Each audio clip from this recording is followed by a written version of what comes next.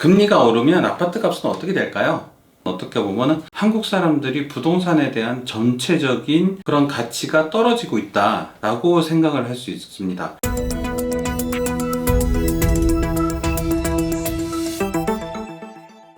밥소장의 부동산 오늘의 할 얘기는 금리에 대한 이야기입니다. 금리와 부동산 가격, 특히 아파트 가격이 사람들이 많이 생각할 수 있는 부분이기 때문에 부동산과 매매에 대해서 오늘 한번 이야기를 나눠 보려고 합니다. 금리가 오르면 아파트 값은 어떻게 될까요? 물론 지금처럼 자이언트 스텝, 울트라 스텝, 포인트가 0.75%, 1% 이렇게 막 오르는 이런 시장 상황에서는 우리가 이제 쉽게 경험해 보지 못한 정도의 급격한 금리가 인상되기 때문에 이 부분에 대해서 우리가 한 번 더 알아볼 필요가 있다고 보여집니다. 강남불패라는 말이 있죠. 강남불패가 어떤 이야기냐면 사실 예전에도 이제 부동산 값이 오르는 것들을 서민들이 집을 못 산다 이래가지고 정부에서 이 값을 잡기 위해서 좀 여러 가지 정책들을 내놓았었어요. 규제를 막 하고 이런 여러 가지 일들을 했었는데 그래도 강남 집값은 잡지 못했다. 오히려 집값이 더 오르는 그런 효과밖에 없었다. 부동산 정책이 맨날 실패했다. 막 이런 얘기들을 많이 했었잖아요. 그런데 그 강남 불패가 최근에 이제 뉴스 타이틀들을 보면 깨지기 시작했어요. 불패, 집값이 푹 주저앉고 있다. 뭐 8월 서울 아파트 값이 9년 만에 최대 하락했다. 강남 상구도 뚝. 강남이라는 곳은 지역적으로 봤을 때 우리나라 사람들이라면 누구나 살고 싶어하는 곳. 누구나 그곳에 집이 있었으면 하는 바람, 어떻게 보면 좀 파라다이스 같은 그런 곳이잖아요. 그런데 강남의 공간은 상대적으로가 아니라 절대적인 공간에 한정이 있기 때문에 강남이 이제 무너진다라고 한다는 것은 어떻게 보면 한국 사람들이 부동산에 대한 전체적인 그런 가치가 떨어지고 있다라고 생각을 할 수 있습니다. 그렇게 되면 지방 같은 경우나 수도권 같은 경우는 훨씬 더 많이 급격하게 가격이 떨어질 수 있다라는 뜻이겠죠. 그럼 금리가 오르는데 왜 아파트 가격이 떨어질까요? 이 부분에 대해서 조금 한번 알아볼 필요가 있을 것 같아요. 자, 코로나 시대에 금리가 떨어지게 되는 부분에 있어서 좀 설명을 하게 될 건데요. 코로나 시대에 왜 금리는 떨어졌느냐? 사실 그 이전부터 세계 금융 위기가 2008년도에 시작했잖아요. 그때부터 금리는 점점 낮아지기 시작했습니다. 경제가 안 좋아지는데 왜 금리를 낮췄을까? 이 부분에 대해서 조금 설명을 하자면 예전에도 세계적인 공황이 있었을 때 예전 미국에서는 댐을 짓고 막 이렇게 해서 공공시설을 막 지음으로 인해서 달러들을 막 찍어가지고 사람들한테 이렇게 인건비로 줬었어요. 근데 지금 시대에 경기가 안 좋으니까 나와서 건설업을 하면은 돈을 주겠다. 이게 잘 안 먹히잖아요. 그러니까 경제 생활을 잘 할 수 있도록 사람들 주머니에서 국가가 가져가야 될 돈들을 덜 가져가는 거죠. 한국으로 예를 들자면 작년에 가계부채가 한 1800조 원 정도 됐다고 해요. 1800조 원이 있는데 한국은행이 기준금리를 1%를 낮춰주게 되면은 서민들한테, 소비자들한테까지도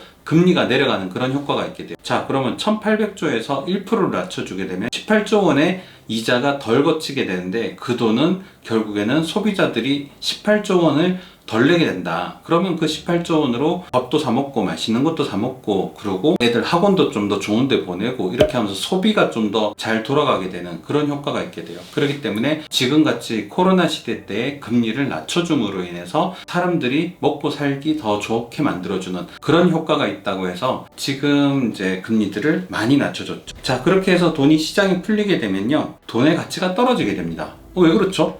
돈을 막 찍어냈잖아요. 그러면 등가 교환을 해야 되는데 돈을 막 찍어내잖아요. 그렇기 때문에 돈의 가치는 떨어질 수밖에 없습니다. 왜냐하면 돈을 가지고 바꾸는 현물은 그대로 있는데 돈만 막 많아진 거예요. 돈이 막 많아지니까 그러면 이쪽에 이제 공급을 해줘야 되는 재화보다 돈이 더 많아지게 되니까 돈의 가치는 떨어지게 되는 겁니다. 자, 그렇게 되면은 이 현물이 올라가게 되죠. 현물 중에 가장 대표적인 것 부동산.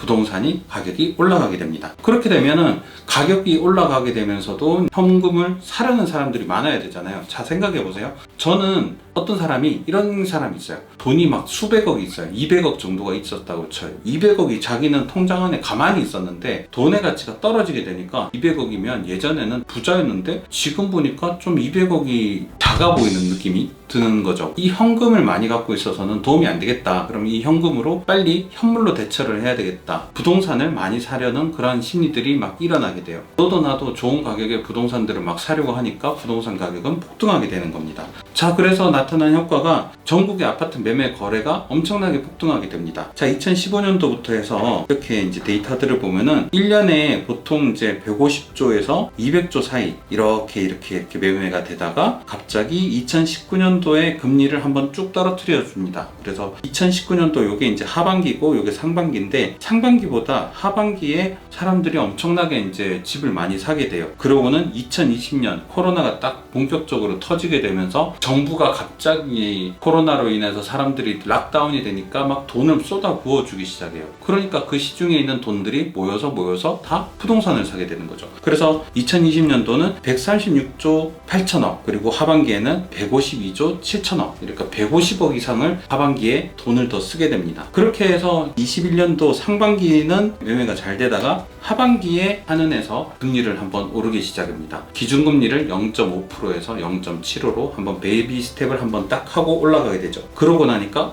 돈을 갖고 있었던 사람들이 금리가 오르게 되면 내가 이자 부담을 좀 하기 힘들잖아. 올해 초에 상반기 같은 경우는 48조 정도만 거래가 있어서 보통 평균의 3분의 1 정도로 거래가 툭 떨어지게 된 것을 볼 수 있게 되죠.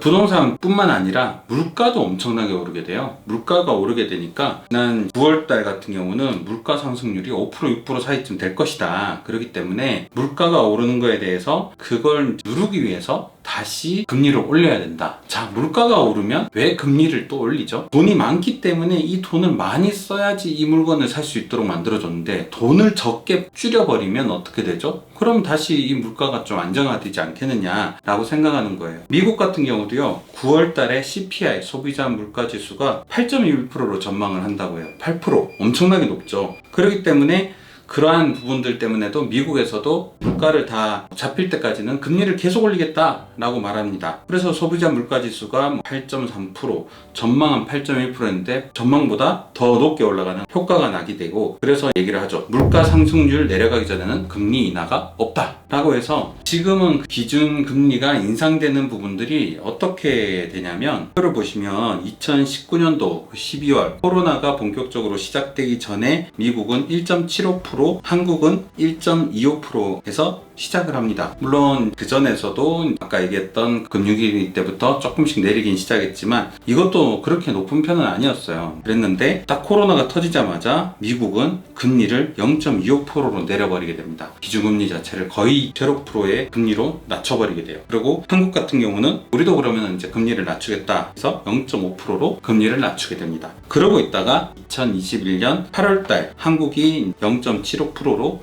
금리를 살짝 올리게 됩니다. 왜 그러냐면 미국이 좀 힌트를 줬겠죠. 우리 곧 다시 올릴 거야. 미국이 지난 코로나 시대 때 찍어낸 달러가 10년 동안 찍어야 될 달러를 1년 안에 다 풀었다고 해요. 그만큼 이제 푸른 달러들이 많기 때문에 미국이 조만간 이제 막 달러를 다 수거할 것 같거든. 그러니까 한국이 미리 이제 분위기가 좀 이상한데 하면서 이제 금리를 살살 올리기 시작했어요. 그래서 올해 이제 2022년에 들어서부터는 1%, 막 1.5%로 먼저 3월달, 4월달 해가지고 막 올리게 되죠. 그때 미국 같은 경우는 0.5%로 한번 올렸다가 우리 보통 금리가 오르는 거를 0.25%, 0.5%, 0.75% 이렇게 올리는 거를 해서 베이비 스텝, 빅 스텝, 자이언트 스텝 금리를 0.5%에서 1% 뻥뻥뻥뻥 올리게 되죠. 그래서 지금 9월 달에 아까 소비자 물가 지수가 8.1%를 예상했는데 8.3%, 9%가 된다고 하니까 미국에서는 앞으로 11월 달쯤에는 거의 4%를 찍을 거라고 예상을 해요. 4%가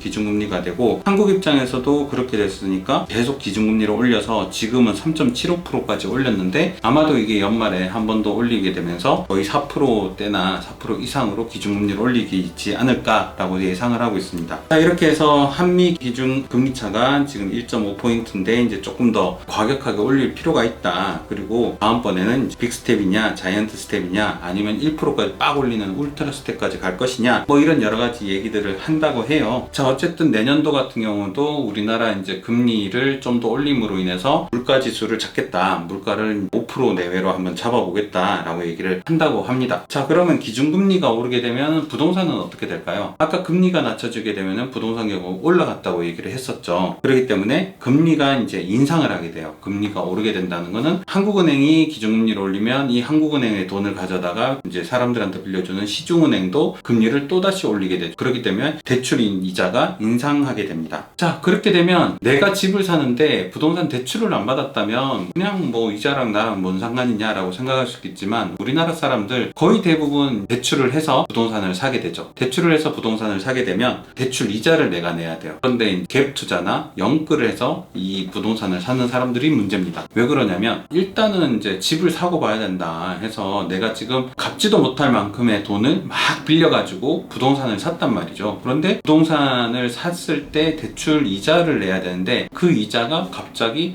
30만원 내던 이자를 50만원 내게 되고 100만원 내게 된다. 이렇게 되게 되면은 뭐 여러 가지 문제들이 생기죠. 지금 3%대 아파트를 찾는 사람들이 만약에 3억을 빌렸다라고 하면 보통 한 90만원씩 월 나가게 되는데, 90만원 정도를 내다가 갑자기 4%대가 되면 120만원 내야 되거든요. 그럼 갑자기 있다가 30만원을 더 내야 돼요. 자, 이렇게 30만원을 더 내게 되는 부분들이 사람들한테 부담이 될 수 있는데, 만약에 내가 3억을 빌린 게 아니라 6억을 빌렸다 그러면은 한 1% 올라가게 되면은 60만원 정도 더 내야 되는 거예요. 이 돈이 이제 적은 돈이 아닌 거죠. 그리고 아파트가 뭐 보통 이제 6억, 7억, 8억 이렇게 하는 아파트를 산 사람들이 아니라 20억 정도의 아파트를 샀다라고 한다고 하면은 이 부담감은 엄청나게 되게 됩니다. 그러니까 이 아파트들을 난 팔려고 내놓는 거죠. 이자 부담이 세지니까. 그리고 경매도 많이 나오게 돼요. 그렇게 해서 물건은 많아지는데 이거를 사려는 사람은 많으냐? 사실 아파트 값이 추락하기 시작하면요, 이건 주식하고 비슷해요. 앞으로 더 떨어질 건데 내가 왜 지금 사? 라고 생각할 수 있는 거죠. 그렇기 때문에 지금 이제 아파트를 사지 않겠다라는 생각들을 많이 하기 때문에 매수자는 적어지고 매도자는 많아지게 됩니다. 결국엔 아파트 값이 하락하게 되죠. 자, 여기 이제 서울하고 수도권 아파트의 매매값 하락률인데요. 지금 전반적으로 마이너스 20% 정도, 그리고 수도권 같은 경우는 25%입니다. 표만 봐도 간단하게 나오긴 하는데, 저 같은 경우도 지난주에 경매 사이트를 봤어요. 한 70%, 80% 정도쯤 되려나? 라고 해서 봤는데, 이게 아파트 값의 경매가는 처음에 시작은 감정평가로부터 시작합니다. 감정평가는 이 아파트가 얼마쯤 된다. 이 아파트가 감정평가를 했던 시기가 지금 아파트가 거래가 되는 시기가 아니라 경매가 시작될 때의 시점입니다. 그렇기 때문에 10억짜리 아파트 같은 경우가 지금 낙찰가율을 보니까 대구에 최근에 51% 정도의 낙찰된 적이 있더라고요. 우와, 아파트가 51%의 낙찰이 됐다. 거의 반값인데? 라고 생각을 해서 제가 뒤져봤더니, 지금 네이버 부동산이나 국민은행 부동산 시세를 보게 되니까 지금 현재 부동산가에 나와 있는 가격